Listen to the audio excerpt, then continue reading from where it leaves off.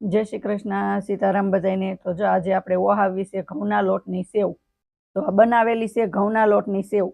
आ save केम बने ई तमारे जाणવું હોય तो कमेंट करजो तो આપણે બનાવશું।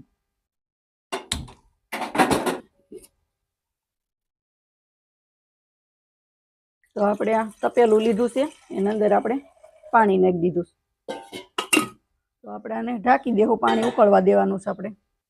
તો આપણે પાણી ઉકળી ગયું છે એમાં પહેલા આપણે 2 પાવડા તેલ નાખી દેવું।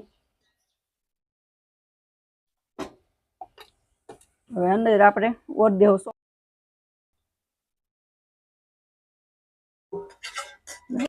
હવે આપણે આને પાછી ઢાંકી દેવું, બફાવા દેવું। तो આપણે સેવ બફાઈ ગઈ છે, આપણે ગેસ કરી દેવું બંધ। તો આપણે સાવણી લીધી છે એની અંદર આપણે ઓહાઈ નાખશું।